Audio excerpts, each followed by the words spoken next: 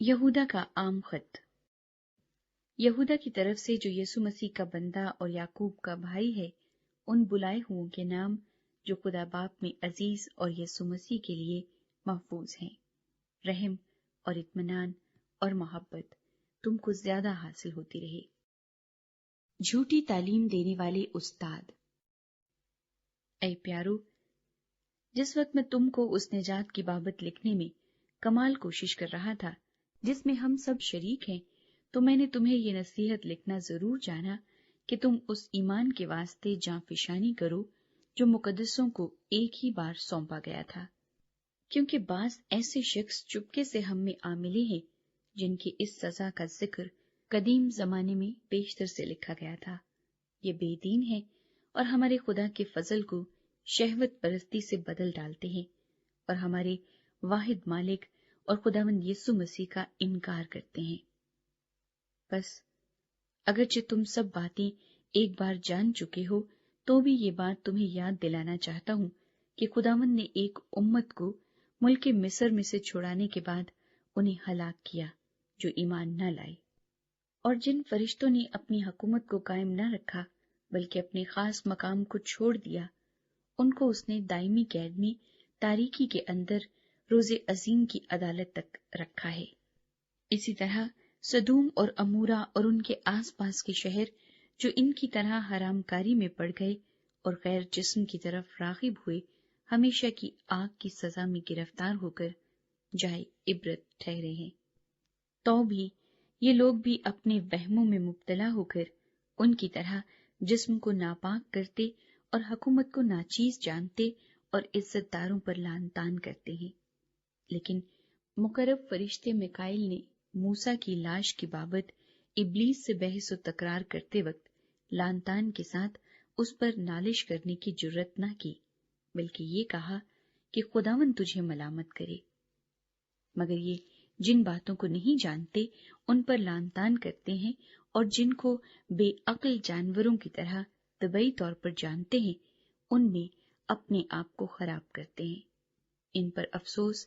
کہ یہ قائن کی راہ پر چلے اور مزدوری کے لیے بڑی حرص سے بلام کی سی گمراہی اختیار کی اور کورا کی طرح مخالفت کر کے ہلاک ہوئے۔ یہ تمہاری محبت کی ضیافتوں میں تمہارے ساتھ کھاتے پیتے وقت گویا دریا کی پوشیدہ چٹانیں ہیں، یہ بے دھڑک اپنا پیٹ بھرنے والے چرواہے ہیں، یہ بے پانی کے بادل ہیں جنہیں ہوائیں اڑا لے جاتی ہیں، یہ پت جھڑ کے بے پھل درخت ہیں جو دونوں طرح سے مردہ اور جڑ سے اکھڑے ہوئے ہیں، یہ سمندر کی پرجوش موجیں ہیں جو اپنی بے شرمی کے جھاگ اچھالتی ہیں،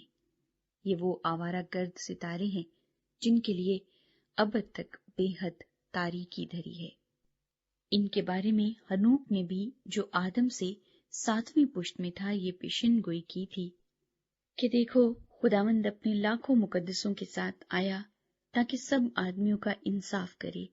اور سب بے دینوں کو ان کی بے دینی کے ان سب کاموں کے سبب سے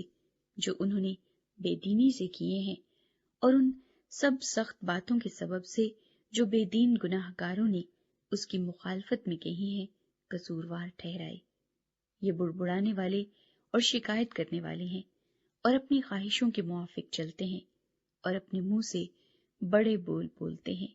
اور نفع کے لیے لوگوں کی روداری کرتے ہیں۔ ہدایات اور انتباہ۔ لیکن اے پیارو، ان باتوں کو یاد رکھو جو ہمارے خداوند یسوع مسیح کے رسول پہلے کہہ چکے ہیں۔ وہ تم سے کہا کرتے تھے کہ اخیر زمانے میں ایسے ٹھٹھا کرنے والے ہوں گے جو اپنی بے دینی کی خواہشوں کے موافق چلیں گے۔ یہ وہ آدمی ہیں جو تفرقے ڈالتے ہیں اور نفسانی ہیں اور روح سے بے بہرا۔ مگر تم اے پیارو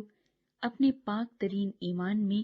اپنی ترقی کر کے اور روح القدس میں دعا کر کے اپنے آپ کو خدا کی محبت میں قائم رکھو اور ہمیشہ کی زندگی کے لیے ہمارے خداوند یسوع مسیح کی رحمت کے منتظر رہو، اور بعض لوگوں پر جو شک میں ہیں رحم کرو، اور بعض کو جھپٹ کر آگ میں سے نکالو، اور بعض پر خوف کھا کر رحم کرو، بلکہ اس پوشاک سے بھی نفرت کرو جو جسم کے سبب سے داغی ہو گئی ہو۔ کلمات برکت۔ اب جو تم کو ٹھوکر کھانے سے بچا سکتا ہے اور اپنے پرجلال حضور میں کمال خوشی کے ساتھ بے عیب کر کے کھڑا کر سکتا ہے، اس خدائے واحد کا جو ہمارا منجی ہے، جلال اور عظمت اور سلطنت اور اختیار ہمارے خداوند یسوع مسیح کے وسیلے سے جیسا ازل سے ہے، اب بھی ہو اور ابدالآباد رہے، آمین۔